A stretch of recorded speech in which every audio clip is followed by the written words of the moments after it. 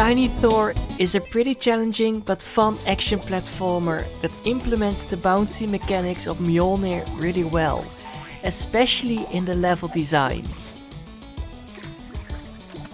Your mission is to restore the Rainbow Bridge to Asgard by returning the Singasteins, and they are scattered all over the map and guarded by all these crazy bosses. I must say, this game starts out pretty peacefully, but after a while it gets really challenging. The level design can be really platform heavy and filled with bottomless pits or rising water that kills you instantly, and Tiny Thor is really squishy and dies pretty easily. It's just like in Yoshi's Island. When you lose Baby Mario and you get hit again, you will die. But instead of Baby Mario, you have this heart that will bounce away and has a countdown until it disappears. It can be really annoying to get it back, and it made me frustrated a few times for sure. But it's really old school, and I appreciate that. There are also some optional upgrades that will make retrieving your heart a lot easier, so it's not that big of a deal. What I really enjoyed about this game was the creative level design and the charming presentation. It made for a frustrating but still fun experience that really reminded me of some classics. Every single level feels fresh and exciting, because of the fun level design and the interesting gimmicks you will get introduced to. You will always have the bouncy Mjolnir by your side, and this makes for some interesting enemy design and platform sections. For example, you have at one point these icy bridges or walls that you can create by throwing your weapon at an angle, and it was always fun to do, even when you get punished when you didn't do it flawlessly. Every level is really fast-paced and exciting, and thankfully the controls are really responsive as well.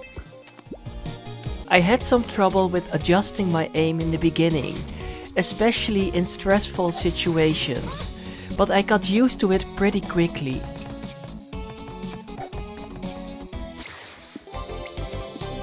The boss fights were also a lot of fun and had some creative mechanics.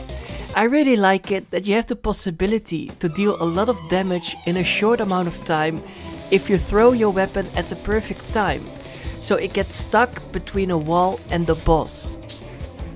It's really enjoyable to see that health bar going down so quickly, and it's a nice tactic if you are speedrunning, for example. I enjoyed every single fight, and fighting against them while listening to this really catchy soundtrack was a blast and very memorable. There are also a few collectibles to find in this game. Every level has these blue gems, and with them you can buy optional perks in the store, run by your bird friends. And there are also 3 mostly hidden red diamonds per level. And with these diamonds, you can unlock challenge levels. And these are without a doubt the hardest levels in the game. Along the way you will also come across different runes that will give you special abilities, like a dash or a ground pound move. And sometimes you will have to revisit a level to use these new moves if you are keen on collecting everything. So in general, Tiny Thor is just a really well made action platformer with fun and creative level design, charming visuals, and memorable boss fights. It also has a decent amount of content and a lot of possibilities for speedrunning.